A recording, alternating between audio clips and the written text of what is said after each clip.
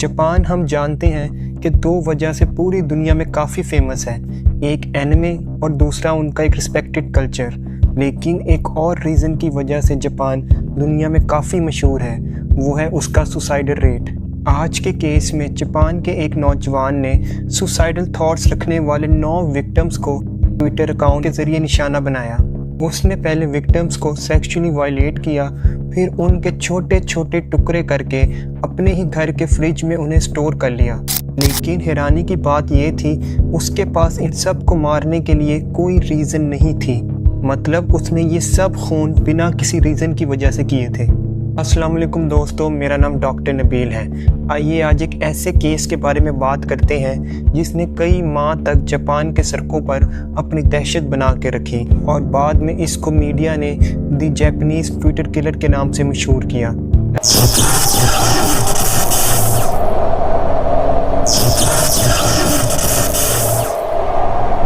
टाकाहिरो 9 नवंबर 1990 को जापान में पैदा हुआ।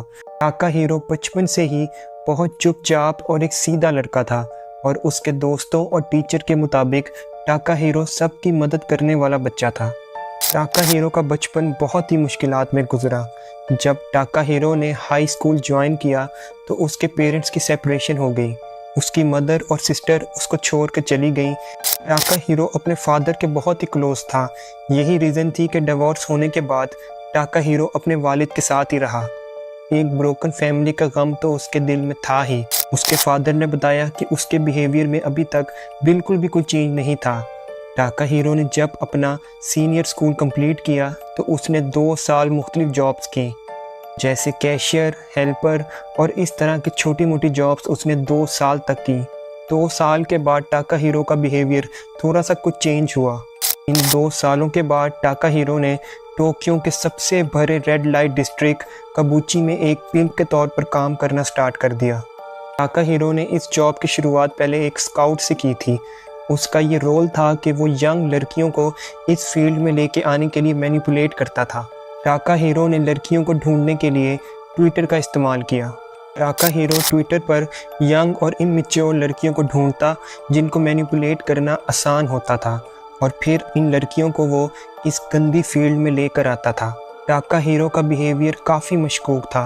वहाँ के बहुत से लोकल्स ने इसके खिलाफ पुलिस कंप्लेन भी की थी, लेकिन अभी तक इसके खिलाफ कोई कार्रवाई नहीं हुई थी।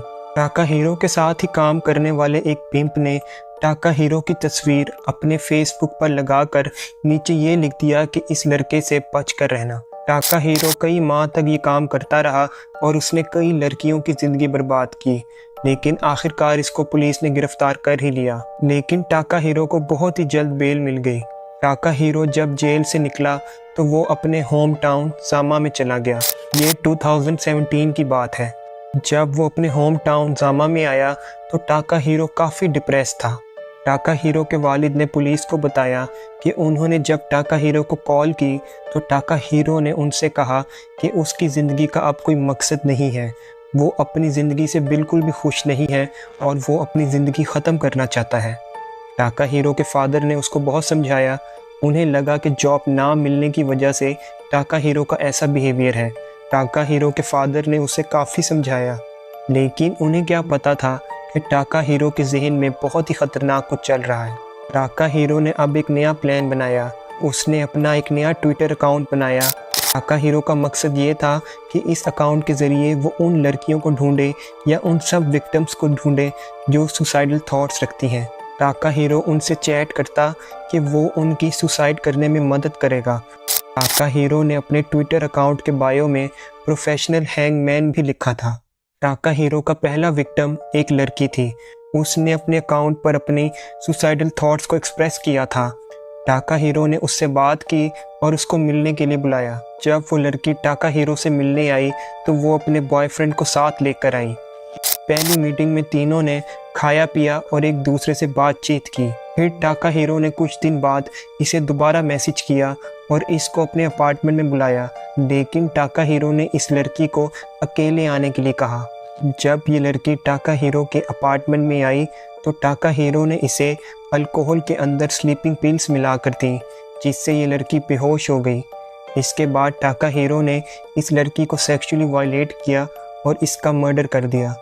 मर्डर करने के बाद टाका हीरो ने इस लड़की के छोटे छोटे टुकड़े करके अपने ही उसी अपार्टमेंट के कोल्ड फ्रिज में इसे फ्रीज कर दिया। कुछ दिनों बाद जब इस लड़की का बॉयफ्रेंड उसे ढूंढता हुआ टाका हीरो के अपार्टमेंट में आया तो टाका हीरो ने इस लड़के को भी कत्ल कर दिया। टाका हीरो ने पुलिस को बताया कि उसको इस लड़की की बॉडी को टुकड़ों में बांटने में 2 दिन लगे थे, लेकिन लड़की की लाश को टुकड़ों में बांटने के लिए उसको सिर्फ 1 दिन लगा था। अब टाका हीरो सारा वक्त ट्विटर पर गुजारता था। वो ट्विटर पर उन सारी लड़कियों को ढूंढता था जो सुसाइडल थॉट्स रखती थी। टाका हीरो की नेक्स्ट विक्टिम एक 17 साल की लड़की थी जो अपनी मदर की डेथ की वजह से सुसाइडल थॉट्स रखती थी। टाका हीरो ने उसके साथ भी यही किया। ये सारे विक्टिम जो सुसाइडल थॉट्स रखते थे, इन सब को एक दोस्त चाहिए था। ये सब विक्टिम्स अपनी फीलिंग किसी के साथ शेयर करना चाहते थे। टाका हीरो ने इसी चीज़ का फ़ायदा उठाया। टाका हीरो ने अगस्त में 1, सितंबर और अक्टूबर में 4 मर्डर्स किए थे और इन सब विक्टिम्स को मारने का पैटर्न सेम ही था।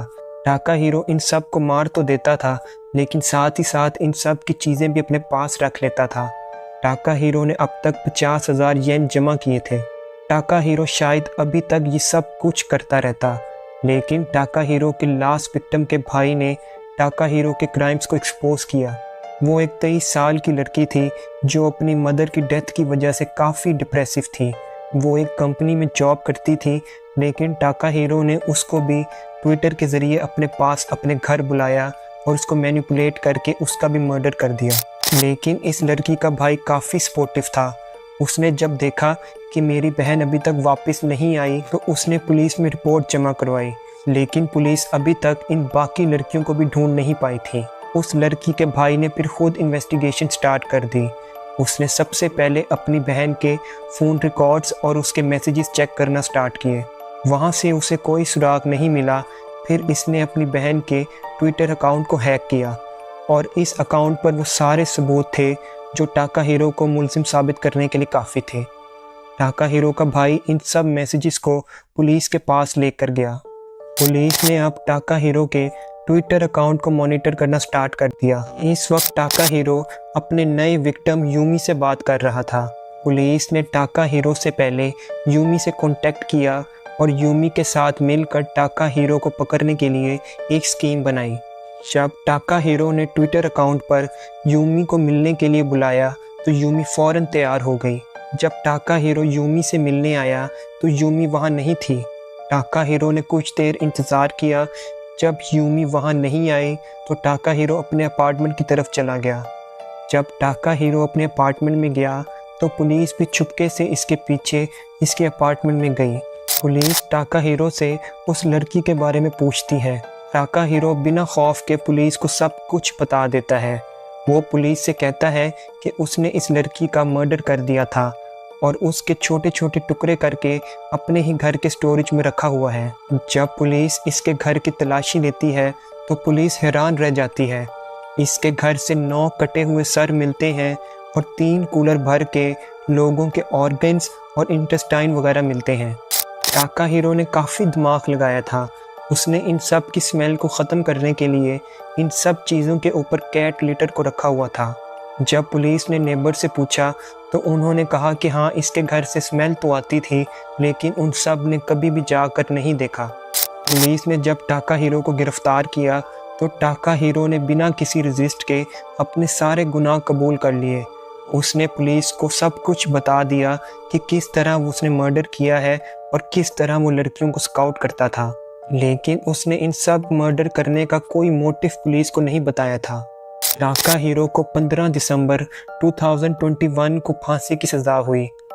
टाका हीरो के फादर और मदर ने काफ़ी जगह पर इंटरव्यू दिया। उन्होंने बताया कि टाका हीरो बचपन से ही बहुत ही सीधा साधा और चुपचाप सा लड़का था। उन्हें बिल्कुल भी नहीं पता था कि टाका हीरो इस हद तक जा सकता था।